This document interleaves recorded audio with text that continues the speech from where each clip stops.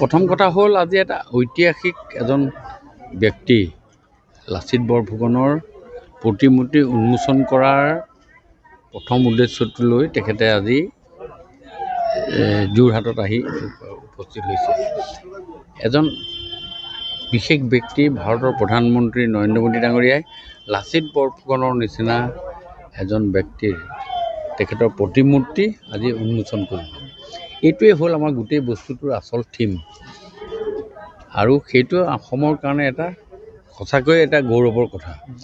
ফিলিংছটো ভাৰতৰ প্ৰধানমন্ত্ৰী আগতে আহিছিলে, গুৱাহাটীলৈ আহে, 15 মিনিট থাকে, এঘণ্টা থাকে, গুচি যায়। এই ধৰণেৰে আজি লাষ্ট তেওঁ শাসনকালত প্ৰায় 70 বাৰকৈ আমাৰ ইয়াত যি ভ্ৰমণ কৰিলে, এই কথাটো অতি লক্ষণীয় কথা। 18,000 কোটি টকা বৃহৎ প্ৰকল্প লৈ আহিছে চব প্ৰকল্প লৈ অহা দিয়া সেইখিনি কথা বেলেগ, আৰু অন্তৰাত্মাৰ পৰা ভাল পোৱাটো এটা বেলেগ বস্তু। একে সময়তে সেই চকীখনত বহি থাকি এজন ভাৰতৰ প্ৰধানমন্ত্ৰী প্ৰয়াত জৱাহৰলাল নেহৰু ডাঙৰীয়াই কৈছিলে মাই হাৰ্টছ গ' to the people of Assam, যে মই 62 চনত অসমখনত ৰাখিব নোৱাৰিলোঁ, অসমক বাই বাই দিছিলে।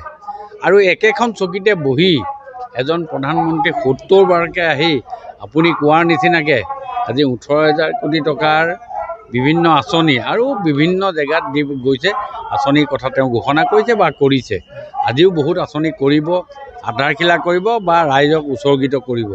এই বিশেষ মিটিংখনে এক প্ৰকাৰ লোকসভা নিৰ্বাচনৰ অসমৰ বাবে নিৰ্বাচন চাওক, আজিৰ ডেটত ইলেকশ্যন যেতিয়া আহিলে, আজিৰ ডেটত এই মিটিংখনৰ ৰাজনৈতিক প্ৰাসংগিকতা আছেই, এইটো কোনো দ্বিমত নাই। তাৰ লগে লগে তেওঁলোকে যিখিনি কথা চিন্তা কৰিছে যে লাচিত বৰফুকনৰ প্ৰতিমূৰ্তি উন্মোচন কৰা, যোৰহাটৰ উন্নয়ন কৰাৰ কথা, যিবিলাক আঁচনি ইয়াত হ'ব বা যিখিনি কাম ইয়াত কৰিব, এই গোটেই কথাবিলাকে সাঙুৰি লৈ তাত আমাৰ ৰাজনৈতিক এটা কথা এটা জড়িত হৈ আছে। আৰু এইটোৱে ভাবোঁ যে এইটোৱে নিশ্চয় এটা ৰাজনৈতিক মুনাফাৰ কথা। ৰাজনৈতিক দল হিচাপে আমি অলপ হ'লেও চিন্তা চৰ্চা আৰু কোনো আপ্ৰাসংগিক নহয়, মই এই কথাটোৱে ক'ব খুজিছোঁ। আৰু মোদী ডাঙৰীয়াৰ এই ভ্ৰমণেৰে আমি ভাবিছোঁ আপাৰ আছামৰ গোটেইকেইটা ছিটতে, ডিফু, যোৰহাট, ডিব্ৰুগড়, লখিমপুৰ গোটেইকেইটা ছিটতে আমাৰ প্ৰভাৱ পৰিব।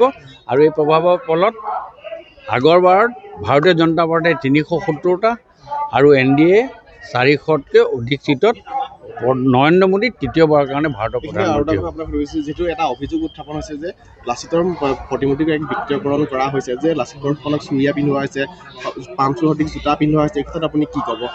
নহয়, চব এই গোটেই কথাবিলাক যদি তেনেকুৱা ধৰণৰ কথা আছে, এইখিনি মানুহে এই কথাবিলাকৰ কাৰণে আজি লাচিত বৰফুকন বুলিও নহয়, ভূপেন হাজৰিকা প্ৰতিমূৰ্তিটো যেতিয়া হৈছিলে তেতিয়াও মানুহে ভুল ধৰিছিলে।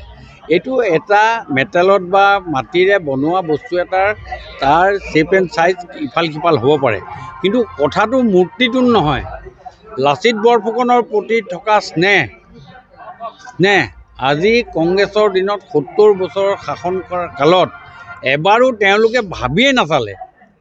কিন্তু আমাৰ এই চৰকাৰে প্ৰতিমূৰ্তি এটা বনোৱাৰ কথা চিন্তা কৰি প্ৰতিমূৰ্তি এটা বনালে।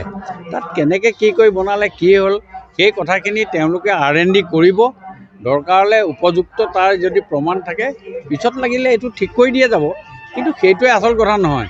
কিন্তু লাচিতৰ প্ৰতিমূৰ্তিটোৰ প্ৰতি থকা লাচিতৰ প্ৰতি থকা স্নেহ ভক্তি আদি প্ৰতিফলিত হৈছে, আৰু সেইটো কৰিছে ভাৰতৰ প্ৰধানমন্ত্ৰী নৰেন্দ্ৰ মোদী ডাঙৰীয়া আৰু অসমৰ মুখ্যমন্ত্ৰী ডক্টৰ হিমন্ত বিশ্ব শৰ্মা ডাঙৰীয়া। পৰ্যটন ক্ষেত্ৰখনে কেনেকুৱা ধৰণৰ প্ৰভাৱ পৰিব? পৰ্যটনৰ ক্ষেত্ৰততো আজিকালি আপোনালোকে জানে যে এই গোটেই বস্তুটো এটা ৰুলিং ছিষ্টেমৰ নিচিনা কথা। পৰ্যটকত কাইলৈ পৰহিলৰ পৰা আপোনাৰ দেখিব এখন ব্ৰিজ যেতিয়া অ'পেন হয় তালৈ পৰ্যটকৰ হয় ৰাষ্ট্ৰীয়ভাৱে, ইণ্টাৰনেশ্যনেলভাৱে। আজি লাচিত বৰফুকনৰ প্ৰতিমূৰ্তি চাবলৈ মই ভাবোঁ যে ইয়াত আমাৰ ৰাষ্ট্ৰীয় পৰ্যায়তকৈ ইণ্টাৰনেশ্যনেল পৰ্যায়ৰ টুৰিষ্টৰ আগমন দৰকাৰতকৈ বেছি হ'ব।